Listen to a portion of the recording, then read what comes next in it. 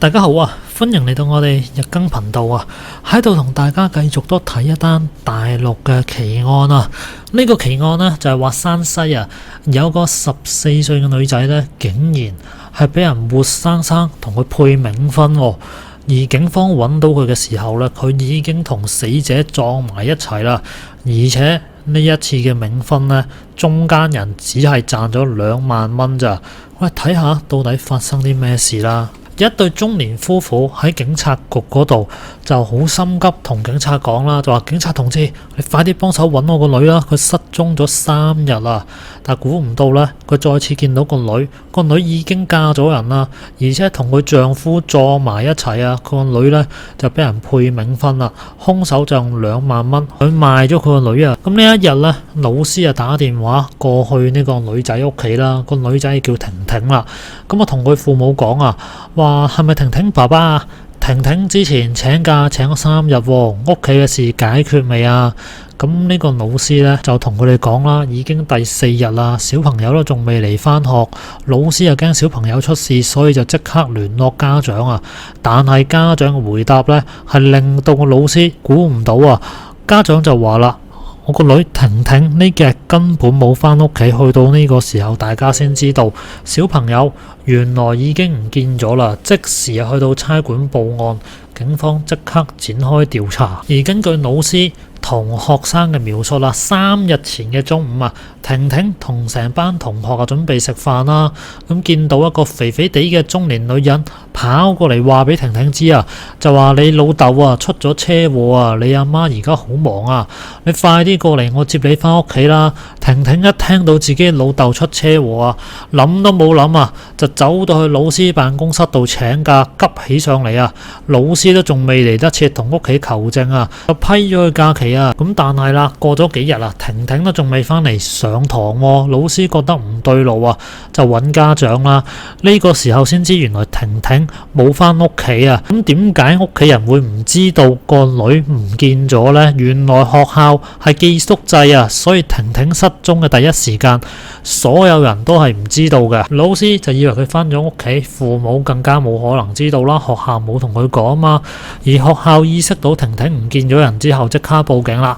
警方第一時間去到學校做調查，然後將監控調咗出嚟啊，就揾婷婷嘅家長同學校過嚟辨認啦。咁睇住個監控呢，成班同學一眼就認到呢一個肥肥地嘅中年女人啊。而婷婷嘅父母亦都好驚奇啊，呢個呢，就係佢哋條村嘅人嚟嘅，就叫湯素梅。湯素梅同婷婷嘅父母係同一條村嚟噶，而佢嘅老公呢，喺條村度出晒名噶，出名懶啊。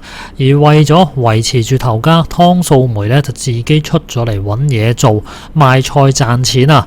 而佢屋企嘅生活呢，係過得掹掹緊嘅。咁啊，見到人哋嘅生活過得咁好啊，湯素梅就好羨慕啦。但係佢都知道自己想要嘅生活靠賣菜呢係得唔到噶，所以佢成日留意住周圍到底有冇一啲可以賺大錢嘅機會啊。咁呢一日啦，佢突然之間啦，聽到鄰居喺度講啊，話隔離村啊邊個死咗個小朋友啊。佢父母覺得啊個小朋友死得太早，未結婚，就想同自己個小朋友配一個冥婚啊，就喺度周圍揾緊啱嘅女仔啦，亦都係要求個女仔同自己個仔年齡一樣啊。同時亦都係要啱啱死咗冇幾耐啊，咁揾到之後呢，就會俾2萬蚊嘅巨額酬金俾佢啊。湯素梅一聽到有2萬蚊可以攞，對眼啊發晒青光啊！2萬蚊啊，係自己賣菜賣1年先賺到嘅錢啊！於是乎呢，佢就即刻周圍揾啱嘅女仔啦。如果揾到咪發達咯。咁湯素梅就即刻同啲鄰居打聽咗嗰家人嘅聯繫方式，然後同呢家人呢就傾咗個電話啦。咁呢家人聽到湯素梅願意幫個仔配冥婚，就俾咗1萬蚊人民幣佢先啊，就話呢個定金嚟噶。事成之後仲有1萬蚊啊！湯素梅攞到錢之後呢，開心到爆，但係佢亦都煩喎，去邊度揾呢啲啱嘅女仔俾佢啊？就算有人有啱啱死咗嘅女仔啊，屋企人都唔願意送個女去冥婚啦，就係咁樣搞咗好幾日啦。湯素梅一無所獲啊！如果再揾唔到人嘅話呢，嗰1萬蚊就就要退翻去噶咯，即係到手嘅鴨子就飛咗啦。